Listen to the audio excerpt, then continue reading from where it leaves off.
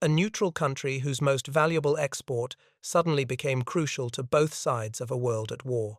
That was Sweden in the late 1930s, an industrial island in northern Europe, surrounded by growing tension, yet determined to stand apart from the coming conflict.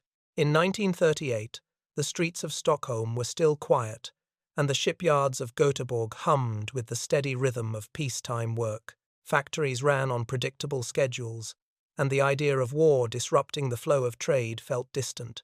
Sweden had maintained neutrality for over a century, navigating the continent's storms with careful diplomacy and an economy tied to precision engineering. In this landscape, one company stood above all others: SKF, the world's most influential producer of high-grade ball bearings. Its products reached aircraft factories, naval shipyards, and motor plants across Europe, including Germany and Britain alike. As 1939 began, SKF executives expanded export planning, aware that tensions on the continent were darkening. Reports from attachés in Berlin and London hinted that this small but essential industry might become a pressure point. Precision ball bearings, simple on the surface, had become lifelines for aircraft engines, tank gearboxes, and submarine drives. And Sweden, with its reputation for precise engineering, was central to that supply. When war erupted in September 1939, Sweden declared its neutrality within hours. The government of Per Albin Hansson pledged not to be drawn into the conflict, and Foreign Minister Christian Gunther began a carefully balanced diplomatic campaign. But neutrality, in practice, required more than public statements. Britain immediately revived its traditional blockade system, aiming to cut the flow of goods to Germany. Even neutral ships risked interception, and every export became a bargaining chip in the shadow war for industrial advantage. Early reports reaching Stockholm made the situation clear. Britain wanted to limit anything that could strengthen the German war machine, while Germany demanded uninterrupted trade from its northern neighbour. Swedish officials soon realized that they were standing on an economic fault line, with SKF's products at its centre. The first shock came in April 1940, when German forces invaded Denmark and Norway. Within weeks, two of Sweden's closest neighbours had fallen, altering the geography of the entire region. What had been a buffer of neutral states became a ring of German control. Trade routes that once threaded through the North Sea were now subject to German scrutiny on land and British patrols at sea. For Sweden, the situation turned from cautious neutrality to strategic isolation. The Swedish government confronted a reality it had not fully anticipated. With Denmark occupied, overland links to the continent were controlled by Berlin. With Norway in German hands, access to the Atlantic narrowed sharply. Gothenburg, Sweden's vital western port, faced increased British inspections and occasional seizures of cargo. Every shipment of ball bearings, whether bound for Coventry or Cologne, risked capture, delay, or diplomatic fallout. Inside Sweden, the sense of encirclement was immediate. Newspapers printed cautious analyses. Business leaders warned that cutting off exports to Germany could provoke retaliation, while stopping shipments to the Allies might invite British economic measures. Officials walked a tightrope, trying to maintain the appearance of even-handedness, while recognizing that geography and survival imposed constraints. By late 1940, both Allied and Axis representatives flooded Stockholm with proposals, warnings, and requests. German procurement officers argued that Sweden's bearings were vital for keeping the Luftwaffe engines rotating smoothly. British officials countered that continued exports to Germany undermined their blockade and prolonged the war. Each side understood the same truth. The silent movement of steel spheres inside machinery could shape the tempo of the conflict. SKF, meanwhile, operated under intense inspection. Archival reports suggest that the company attempted to maintain long-standing commercial relationships without openly favouring either side. But the reality was more complicated. Britain, with its naval dominance, could intercept shipments leaving the North Sea. Germany, with armies stationed along Sweden's borders, could apply political and economic pressure in ways London could not. For Swedish leaders, neutrality required constant calculation. How much could they yield to each power without provoking the other? Within the Swedish cabinet, debates grew sharper. Some argued for a strict legalist approach. Neutrality meant exporting to all parties equally, regardless of how goods might be used. Others cautioned that practical survival outweighed legal principles. If Germany cut off coal or threatened border security, Sweden might face shortages that could cripple its own industries. British diplomats understood these fears and tried to exploit them. Intelligence officers sent back detailed assessments of Swedish infrastructure and political mood, warning London that excessive pressure could push Stockholm closer to Berlin. At the same time, reports reaching German ministries described Sweden as a reliable supplier, though such descriptions were often optimistic rather than accurate. Berlin's expectation of continued access to Swedish goods assumed a leverage that some Swedish officials found deeply unsettling. Through 1939 and into 1940, the Swedish public saw only glimpses of these tensions. Rationing was mild by continental standards. Industry continued to function, though with rising anxiety. But for the Swedish leadership, the situation was nothing short of precarious. Every diplomatic cable from London or Berlin carried implications that could shift the balance of national security. Behind closed doors, Foreign Ministry officials warned that the Allies and Axis powers would soon escalate their demands. The British blockade was already tightening. German military traffic through neighbouring territories increased, and both sides were gathering intelligence on Sweden's industrial output, seeking data that could shape future negotiations. By the end of 1940, one conclusion was unmistakable. Both the Allies and the Axis now recognized Sweden's ball bearings as essential to their war efforts, and both intended to use every economic and diplomatic tool available to control that flow. The pressure that followed would test Sweden's neutrality more severely than at any point in its modern history, and turn a small industrial product into a bargaining chip with global consequences. A tiny steel sphere, polished to perfection, could decide whether an engine roared to life or failed in silence. In 1940, as Europe plunged deeper into war, Sweden found itself producing a component so precise and so essential that both the Allies and the Axis counted it among their strategic necessities. Inside this unassuming object lay the power to influence aircraft production, naval engineering, and the shifting fortunes of nations at war. In the industrial districts of Gothenburg, the SKF factories ran day and night. Workers guided steel through heating, rolling, grinding, and polishing until each bearing reached an exact tolerance measured in thousandths of a millimeter. Inside these plants, the atmosphere was not outwardly dramatic. No explosions, no armored columns, yet the stakes matched any battlefield. Engineers understood that the smoother a bearing ran, the longer an aircraft engine could survive under strain. A flawed unit might mean an engine seizure, a failed gearbox, or a crippled machine at the front. By 1940, SKF's position in the global market was unparalleled. The company supplied bearings to manufacturers in Germany, Britain, the United States, and dozens of other countries. The war shattered that balanced network, forcing customers into opposing camps, while Sweden stood uneasily in between. Allied intelligence reports described SKF as the linchpin of Europe's bearing supply. German procurement files echoed the same assessment, noting that alternatives within the Reich were competent but insufficient for high-performance engines. At the British Air Ministry, officials pored over data on bearing imports and German aircraft output. Reports circulated through London, warning that expansion of the Luftwaffe relied heavily on Swedish precision components. Archival memoranda from 1940 and early 1941 emphasized that although Germany had domestic production, it struggled to meet the growing demands of new fighter and bomber programs.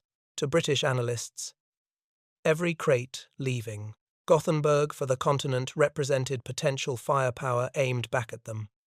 As the blockade tightened, British naval commanders increased their inspections of neutral shipping. Vessels carrying machine parts, tools, and precision goods faced heightened scrutiny. For Sweden, this meant constant uncertainty. A ship bound for the Netherlands might be diverted to a British port for inspection. Another destined for the United Kingdom could be shadowed by German aircraft. Each interception carried diplomatic consequences, especially when ball bearings were involved. Inside Swedish government offices, the pressure grew. Ministers debated how to preserve neutrality while maintaining the nation's economic lifelines. Sweden depended on imported fuel, foodstuffs, and raw materials. Its exports, especially precision machinery, were bargaining tools that kept trade routes open. Cutting off Germany risked retaliation along Sweden's vulnerable borders. Restricting shipments to Britain invited blacklisting or a tightening of the blockade. In this fragile balance, SKF's products became symbols of national survival. Meanwhile, the Allies had begun to quantify the importance of specific bearing types. High-tolerance bearings were crucial for aircraft, crankshafts, superchargers, and sophisticated gear trains. Medium-grade bearings supported vehicle engines, artillery direction systems, and naval machinery. Low-grade bearings had broad commercial uses, but were less decisive in war. British and American analysts tracked these categories meticulously. Reports from 1940–41 noted that Germany urgently sought high-tolerance bearings, a category in which Sweden excelled. This placed extraordinary attention on Sweden's output, as the Allies searched for ways to restrict German access without damaging relations so severely that Sweden turned away from them entirely. German procurement officers, aware of this vulnerability, maintained strong pressure on Sweden. They emphasized long-standing commercial ties and warned, sometimes subtly, that reducing deliveries could have consequences for Sweden's energy and raw material imports. Germany controlled the overland routes that carried coal and other supplies to Sweden. Any disruption risked shortages that could cripple Swedish industry. The Swedish leadership, therefore, attempted a delicate strategy: continue exporting to both sides, but in quantities that would not provoke either. It was a balancing act made harder by the Allies' growing frustration. British officials argued that Sweden's exports, regardless of neutrality, directly contributed to the machinery of German war production. They feared that every intact bearing delivered to a German factory ultimately strengthened enemy aircraft engines and prolonged Luftwaffe operations. Intelligence networks monitored these concerns. Reports from Allied attachés in Stockholm described a Swedish government trying to navigate an impossible situation. They observed the care Swedish officials took to avoid inflammatory language and the emphasis on legal neutrality. But they also noted that Sweden's geographic position and dependence on German goodwill limited its ability to impose restrictions without risking severe consequences. As these assessments reached London and Washington, the tone of Allied strategy began to shift. By mid-1941, British planners recognized that persuasion alone would not curb Swedish exports. They began exploring coordinated approaches with the United States, hoping that American economic influence would complement British naval power. These discussions laid the groundwork for what would soon become a broader Allied effort to control Sweden's wartime trade. In this period, however, the Swedish public remained largely unaware of how tightly the country's economy was being scrutinized. Newspapers spoke of neutrality, trade, and national stability. But the secret cables crossing the Atlantic painted a different picture. They described a strategic race. Whichever side controlled Sweden's bearings controlled an essential flow of industrial muscle. By late 1941, the tensions surrounding these exports had become a core diplomatic issue. Allied intelligence tracked shipments with increasing precision, following rail movements to Gothenburg, monitoring ship departures, and recording cargoes upon arrival in neutral ports.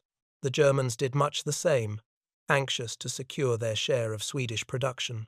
Inside SKF headquarters, executives attempted to maintain professionalism despite the rising political stakes. They understood that their products had always been important, but now they represented more than engineering excellence. They were tools of leverage, objects of contention between global powers, and symbols of Sweden's challenging position. As 1941 drew to a close, Swedish officials understood that the diplomatic pressure was only growing. The Allies had begun coordinating strategies, and their frustration was quietly hardening into resolve. Sweden's attempt to remain equidistant between warring powers was becoming more fragile with each passing month. The stage was set for a new phase of the struggle, one in which the Allies would move from persuasion to pressure, and Sweden would face decisions that tested not only its neutrality, but its capacity to survive encirclement. A shift in strategy was coming, and the country's most precise piece of machinery would soon be caught in an even tighter vise. Britain and America had watched Sweden's balancing act long enough. By 1941, the patience on both sides of the Atlantic was thinning, and a new resolve was forming. If persuasion could not curb the flow of Swedish bearings into German factories, then pressure would have to do the job. For the first time since the war began, Sweden felt the full weight of Allied economic power closing in. The British blockade, revived at the start of the war, was now operating at near maximum intensity. Royal Navy vessels stopped, searched, and occasionally seized neutral ships suspected of carrying goods to the Axis. Swedish cargo ships found themselves diverted to British ports for inspection, sometimes for days. The British argued these measures were necessary to prevent strategic materials from reaching Germany. For Swedish captains and merchants, however, each interception meant lost time, forfeited revenue, and greater diplomatic strain. In London, the War Trade Board analysed Sweden's exports with growing anxiety. Reports warned that Germany was still receiving high-tolerance bearings from SKF bearings, essential for aircraft engines and advanced machinery. In the board's view, these shipments undermined the purpose of the blockade. British officials struggled with a dilemma. Pushing Sweden too hard risked provoking a diplomatic break, yet allowing exports to continue could strengthen Germany's ability to sustain the war. The United States, though not yet fully committed to military involvement in Europe during 1941, shared Britain's concerns.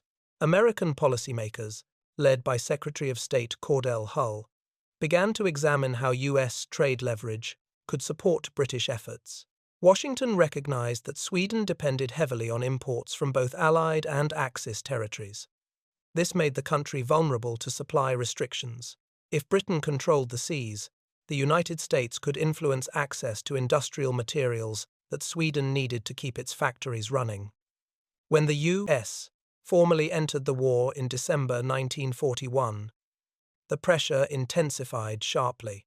American analysts began coordinating directly with British counterparts, pooling intelligence on Swedish exports and reviewing diplomatic options. To the Allies, Sweden's ball bearings were no longer just an economic concern. They were a strategic vulnerability that Germany was exploiting. Inside Sweden, the diplomatic atmosphere grew tense. Government officials faced increasingly blunt Allied messages, insisting that exports be reduced immediately. Yet the Swedish leadership also received warnings from Berlin.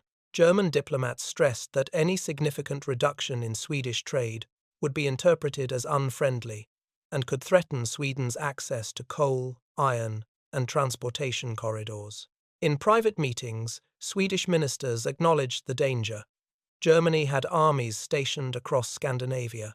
Sweden's neutrality relied partly on the hope that Berlin would not add another military front.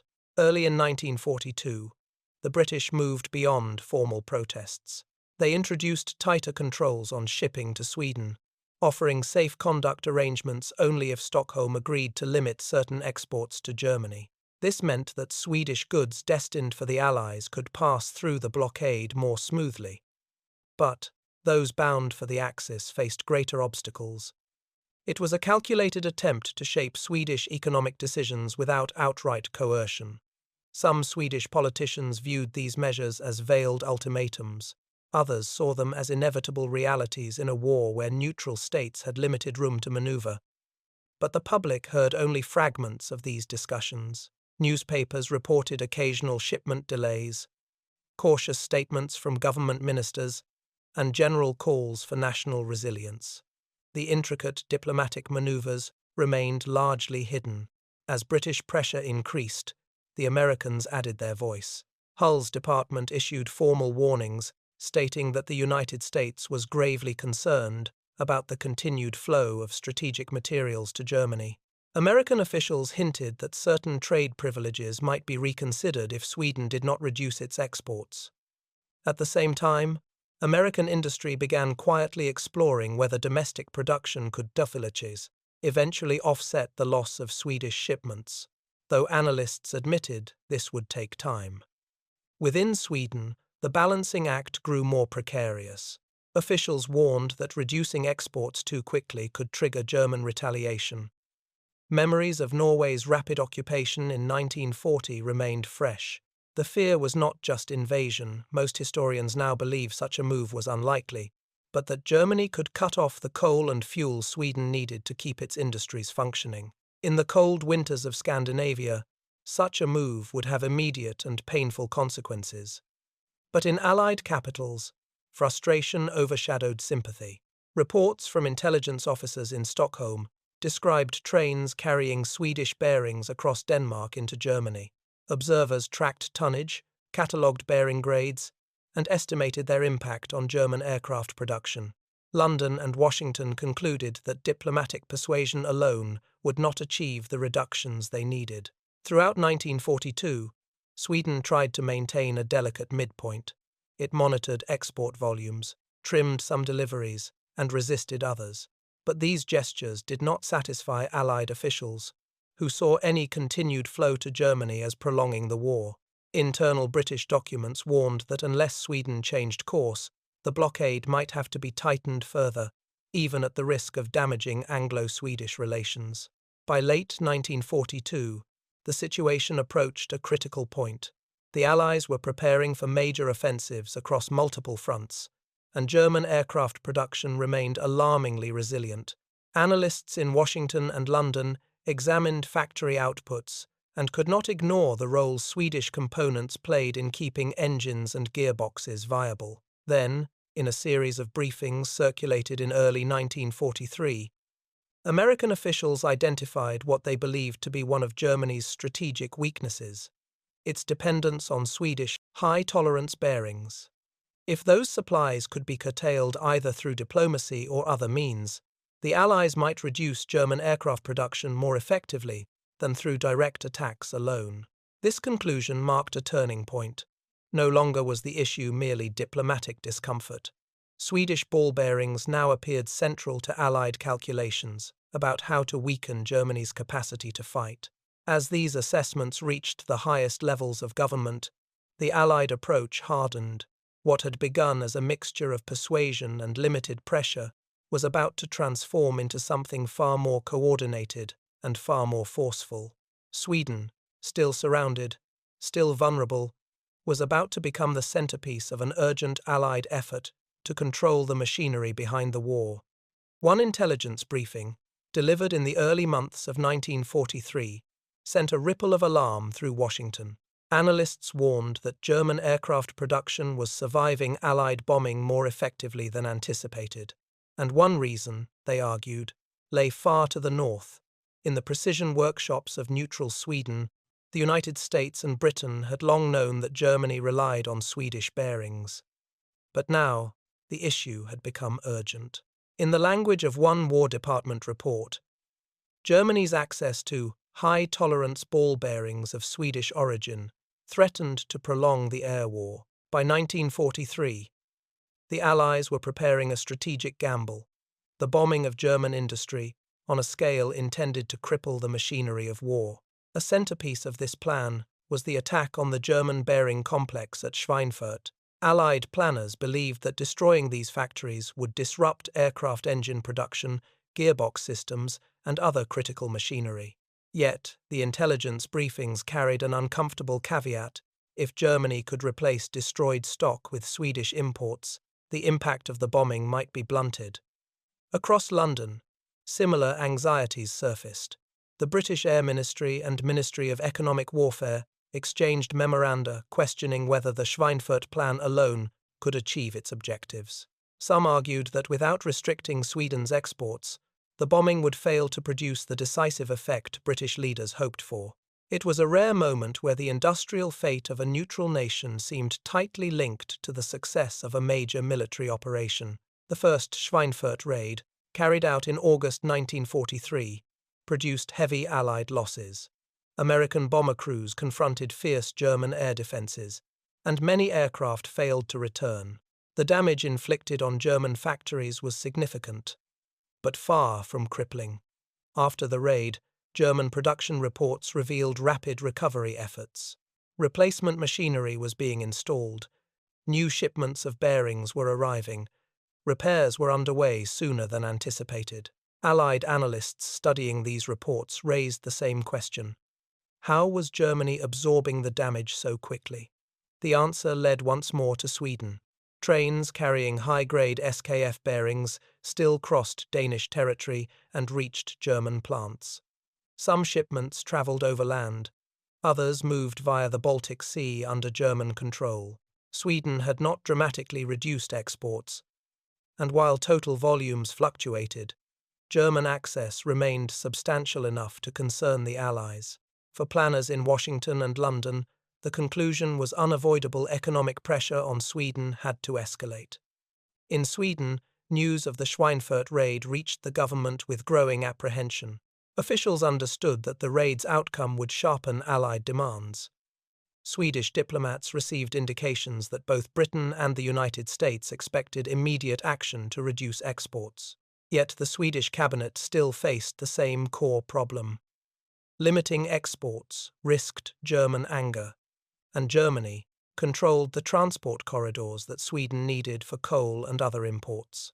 If those supplies were disrupted, Sweden's own industries and its ability to maintain neutrality could be threatened. German representatives in Stockholm wasted no time making their expectations clear. They informed Swedish officials that Germany required continued deliveries, particularly of high-tolerance bearings essential for aircraft and armoured vehicle production. These messages were firm, but often couched in diplomatic language. Berlin wanted Sweden to believe that limiting exports would damage bilateral relations at a moment when Sweden could not afford economic or operational conflict. Meanwhile, the Americans moved quickly. Reports from the War Production Board suggested that if Sweden significantly reduced exports, German aircraft production might slow within months. The idea took hold in Washington that restricting Swedish bearings could have an effect comparable to, or even greater than, renewed bombing. This optimism may have overstated the influence of bearings alone. Modern historians warn against monocausal explanations, but at the time, the logic felt compelling. Inside the State Department, Cordell Hull's advisors drafted new proposals. These included the possibility of cutting off Swedish access to certain materials unless exports to Germany were sharply reduced. Discussions also explored whether the Allies could offer Sweden alternative supplies to reduce dependence on German trade. Britain, already straining under wartime shortages, could not fully guarantee such support, but the conversations reflected a growing willingness to reshape Sweden's economic environment. British officials, too, took a firmer line. A series of diplomatic cables emphasized that Sweden's exports were undermining Allied strategic objectives. They included references to the recent losses at Schweinffort, noting that the sacrifices of Allied crews would count for little if Germany simply replaced its damaged components with Swedish imports. In these messages, the British tone hardened. The implications were unmistakable. Neutrality no longer shielded Sweden from the broader demands of total war. Sweden watched these developments with increasing unease. Foreign Minister Christian Gunther understood that the country was being pressed into a narrowing corridor. Publicly, Sweden maintained its policy of neutrality and continued to stress that trade decisions were based on legal and practical considerations. Privately, government officials weighed the risks. They knew that if Germany perceived Sweden as yielding to Allied pressure, it could respond with measures that would hit Swedish industry hard. The military threat of invasion may remain debated by historians, but the economic leverage Germany held was undeniable. Throughout 1943, Swedish diplomats attempted to slow the pace of negotiations. They offered explanations of export categories, adjustments in classification, and proposals for minor reductions. These efforts, however, did little to change the Allied view that Sweden was moving too slowly. Each new intelligence report detailing German procurement reinforced Allied frustration. Then came the second Schweinffort raid in October 1943, which resulted in even heavier American casualties.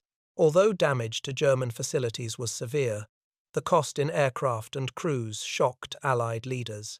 Afterwards, American commanders questioned whether continued operations against heavily defended industrial sites were sustainable without complementary economic measures. By late 1943, the strategic context had changed.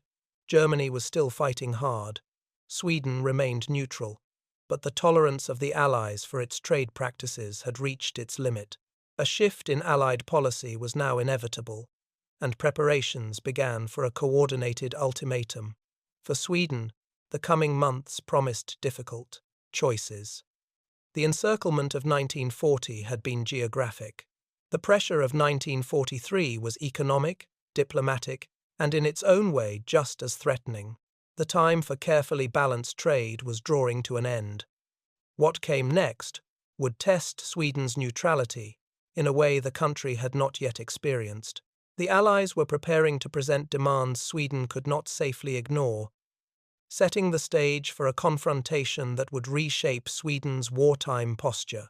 By the start of 1944, Sweden stood at a crossroads. For years, the country had walked a narrow diplomatic path, balancing its exports between warring giants while trying to shield its own people from retaliation. But the events of 1943 had tightened the vise. The Allies, armed with new intelligence and strengthened by their growing industrial power, were no longer asking Sweden to reconsider its trade with Germany, they were insisting. The mood in Stockholm shifted noticeably as the new year began. Messages from London and Washington grew more explicit. Diplomatic language, once carefully layered with courtesy, was giving way to a harder tone. The flow of Swedish bearings to German factories had to be sharply reduced, and soon, Swedish officials understood that these demands came with consequences. If Sweden ignored them, the Allies could restrict vital imports. If Sweden complied, Germany could interpret it as a hostile act. To the Americans and British, this moment felt decisive. Reports from Allied analysts concluded that limiting the production of high-tolerance bearings could slow German aircraft production during a critical phase of the war. Germany was under pressure on the Eastern Front, struggling in Italy, and anticipating Allied landings in the West. Any reduction in its flow of industrial supplies could have a visible impact. As one American official summarized, Sweden's actions might shorten the conflict, though modern historians note this optimism likely overstated the bearing's singular influence. In early January, British envoys in Stockholm delivered a coordinated message. Supported by Washington, Sweden must commit to reducing its bearing exports to Germany to levels that no longer threaten Allied operations. The proposal was firm, but included room for negotiation, suggesting that Allied ship access and certain trade privileges could continue if Sweden agreed. Attached to the proposal were references to the recent losses at Schweinffort, highlighting the sacrifices of Allied aircrews and the belief that Sweden's exports were indirectly prolonging those dangers. The United States reinforced the British position by hinting at the possibility of restricting Swedish access to American-produced materials. This suggestion carried weight. Sweden relied on U.S. exports for industrial equipment that Germany could not provide. Although Sweden was not part of the Allied camp, American trade flows still played a significant role in supporting Swedish manufacturing. Inside the Swedish cabinet, discussions grew intense. Government leaders examined the risks from every angle. Reducing exports too dramatically could provoke Germany, which controlled the rail and shipping corridors Sweden needed for fuel and raw materials. A cut in German coal deliveries alone could cripple Swedish factories during winter. At the same time, refusing the Allied request could threaten the supply of American goods and worsen tensions with Britain, whose naval blockade still controlled Sweden's access to the wider world. Facing these pressures, Sweden moved cautiously but deliberately toward compromise. By mid-January, Swedish officials began drafting classifications that divided bearings into categories, each with proposed export limits. These technical definitions allowed Sweden to claim neutrality while restricting the shipments most valuable to German aircraft and engine production. High-tolerance bearings, especially those for advanced machinery, became the focus of the reduction. Negotiations continued through February. Official cables discussed exemptions, allowable tonnages, and schedules of reduction. Swedish diplomats signaled willingness to reduce shipments considerably, but they stressed they could not eliminate exports entirely without risking severe consequences. According to some reports at the time, Swedish negotiators attempted to assure Germany privately that reductions were administrative or due to production limits rather than Allied pressure, an effort to prevent accusations of favoritism. Throughout these talks, one reality remained constant. Sweden needed oil. Much of its fuel supply came through Allied-controlled routes. British negotiators were aware of this leverage and, according to archival files, used it to strengthen their position. If Sweden accepted Allied conditions, access to oil shipments could continue. If not, the supply might be reconsidered. This quiet threat added urgency to Sweden's decisions. By late February, the framework of an agreement was in place. Sweden pledged to reduce bearing exports to Germany significantly, especially the types most critical to aircraft maintenance and new production. Although exact figures varied across diplomatic summaries, the reductions were significant enough to satisfy Allied planners. The agreement also included provisions that allowed Sweden to maintain minimal trade with Germany in areas deemed non-strategic. This was a vital concession for Sweden, as it helped preserve the appearance of neutrality and reduce the risk of German retaliation. In March 1944, the arrangement took formal shape. Allied leaders viewed it as a diplomatic success and a necessary step in tightening pressure on Germany as the broader war effort accelerated. Swedish leaders, though relieved to have avoided more extreme measures, remained uneasy. They feared Germany might seek alternative channels or respond by constricting Sweden's access to essential resources. Berlin, in fact, did attempt to find other suppliers, but none matched SKF's quality or capacity, and the war situation left little room for new arrangements. Despite the new agreement, shipments to Germany did not vanish entirely. Sweden continued to export limited quantities, particularly lower-grade bearings with broad industrial use, but the core Allied objective had been met. Germany no longer received the high-tolerance volumes it once depended upon. This shift, combined with the escalating pressures of war on all fronts, contributed to the gradual erosion of Germany's industrial resilience. Even as Sweden implemented the reductions, Swedish officials monitored Germany's reactions. Reports from Stockholm suggested that German authorities expressed frustration but avoided direct confrontation. Their priority was managing collapsing fronts elsewhere. Sweden, still anxious but increasingly confident in its position, continued to adjust its policies in ways that nudged the country closer to the Allied sphere without formally abandoning neutrality. Yet the agreement did not end the story. As the war entered its final year, the pressures on Sweden intensified. Germany's declining ability to transport imports, the collapse of Baltic routes, and the shifting humanitarian landscape all forced Stockholm to make new decisions. For now, though, Sweden had made its concession. The neutral nation had taken a step that signaled a subtle but unmistakable change in its wartime role, setting the stage for the final tightening of trade and diplomacy as Germany's position worsened. And even as Sweden reduced exports, Germany began searching for new channels efforts that would test the limits of its shrinking industrial network as the war approached its end. The neutral tightrope. By late 1944, the war had turned decisively against Germany. From the beaches of Normandy to the fields of Eastern Europe, Allied advances compressed the Reich into a shrinking core of territory. But even as the front lines moved, another form of collapse was unfolding, one that affected Sweden directly. Germany's transport networks, once capable of moving goods across vast distances, were crumbling under sustained bombing, fuel shortages, and the loss of key routes. For a neutral nation whose delicate balance depended on predictable trade flows, this disintegration marked the beginning of a new and uncertain chapter.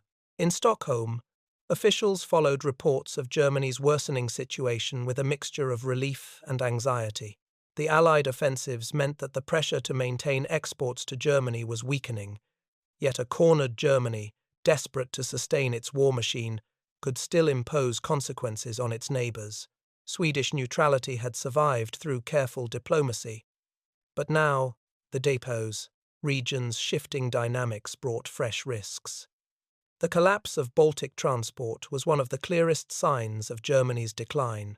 By late 1944, Soviet advances had cut off ports that once facilitated trade, while Allied naval operations made sea routes increasingly dangerous. Rail links through Denmark, once reliable corridors for Germany-bound goods, became erratic. Trains that had carried Swedish bearings southward now faced air attacks, fuel shortages, and disrupted schedules.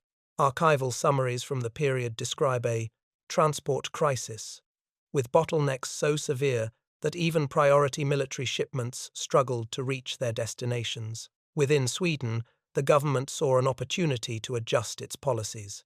With German access to Swedish goods naturally diminishing, Stockholm could further reduce exports without provoking major retaliation.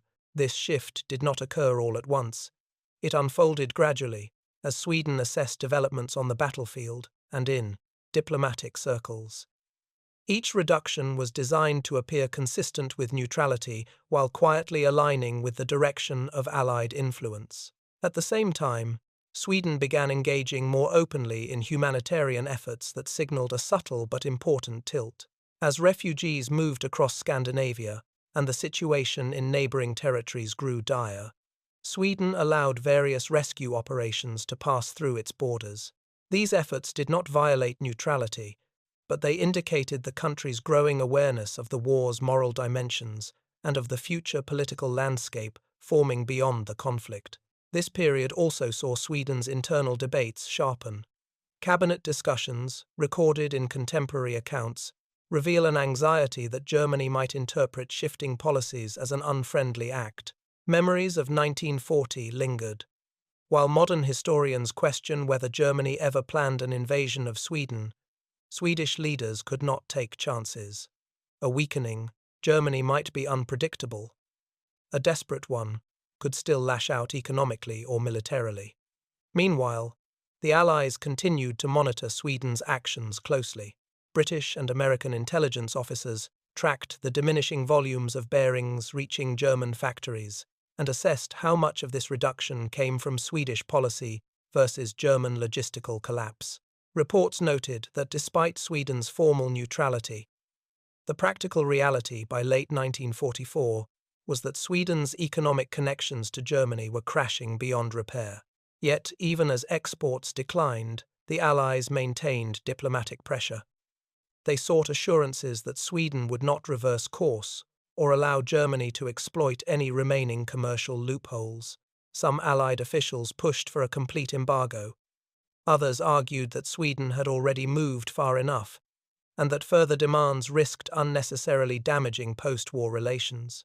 These debates reflected the evolving strategic picture. The Allies needed cooperation, but they also anticipated the political world that would follow the conflict. By the winter of 1944-45, Germany's position was deteriorating rapidly. Fuel shortages crippled its armies. Allied bombing left transport hubs in ruins. Even if Sweden had wished to maintain higher levels of trade, it was becoming physically impossible. Trains could not reach their destinations. Ships could not navigate hostile waters. The machinery of war that Germany once relied on was now failing at its foundations. In this environment, Sweden made another quiet policy shift. Export approvals that had once passed through Swedish ministries with caution now faced additional inspection. The country suspended certain shipments entirely, citing logistical impossibilities or changes in classification. These measures effectively cut off Germany from the last remnants of Swedish industrial support. Stockholm's concerns were already shifting toward what the post-war period would bring. Allied victory seemed inevitable, and Swedish leaders anticipated intense scrutiny of their wartime conduct. Some Swedish diplomats shared reports in January and February 1945, warning that Britain and the United States would likely question Sweden's earlier trade decisions. To mitigate this, Sweden emphasized its humanitarian work, its modest but growing cooperation with Allied economic policies, and its consistent refusal to allow belligerent forces to set foot on its soil. When Germany finally collapsed in May 1945, the diplomatic stage changed overnight. Sweden, still intact and unoccupied, now faced a world eager to examine the choices it had made. Allied leaders publicly and privately questioned Sweden's wartime trade, including the ball-bearing exports. While Sweden defended its neutrality as a matter of survival, the criticism was difficult to ignore. The war had ended, but in political terms, Sweden's reckoning had only begun. The country's leaders knew that post-war debates could reshape Sweden's reputation and relationships for years to come. Their wartime tightrope act, careful, calculated, and often controversial, was about to be judged in the light of peace. The next chapter of this story would unfold not on the battlefields of Europe, but in diplomatic chambers, parliamentary halls, and public debates, where Sweden's wartime neutrality would face its most thorough examination. When the guns finally fell silent in May 1945, Sweden emerged from the war physically unscarred but politically exposed. The country had navigated 6 years of unprecedented pressure, balancing geography, survival, and neutrality in a Europe consumed by total war. Yet, as peace returned, the choices Sweden had made, especially in the realm of trade, now stood ready for examination.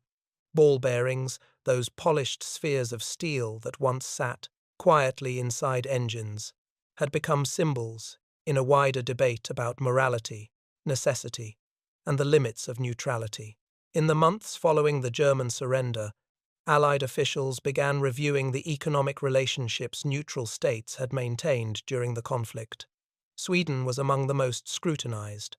British and American analysts, drawing from wartime intelligence and shipping records, pointed to the years in which Germany had relied on Swedish bearings for its aircraft programs and mechanical industries. These reviews did not accuse Sweden of supporting Nazi aims, but they questioned whether Sweden's interpretation of neutrality had unintentionally aided the German war effort.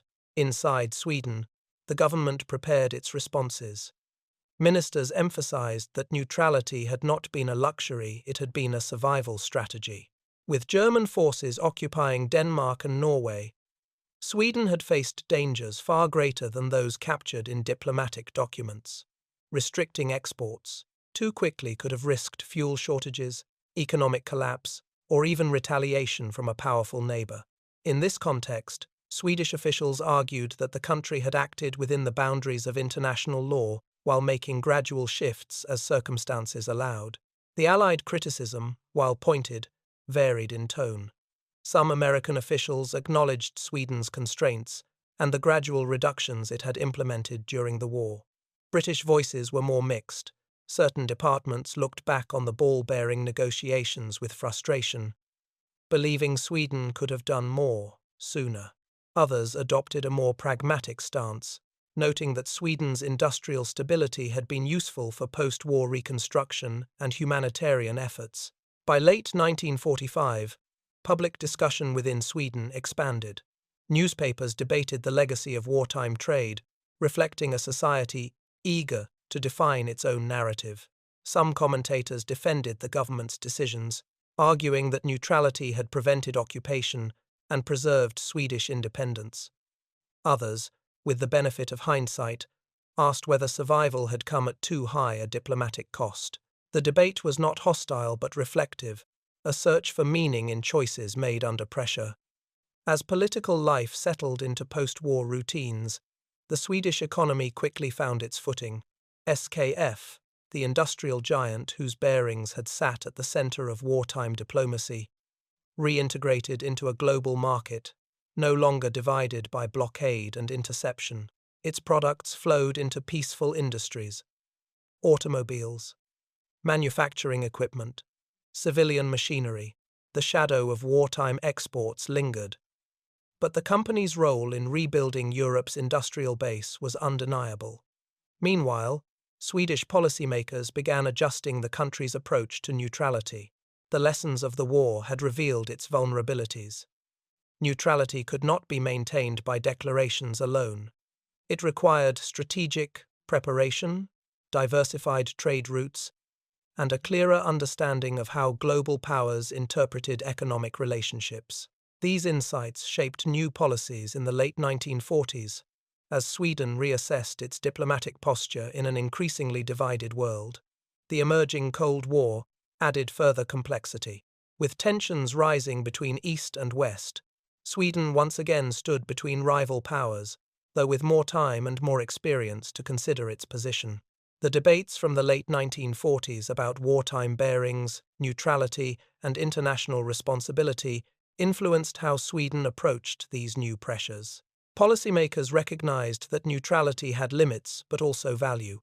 It required adaptability, diplomacy, and a realistic understanding of power.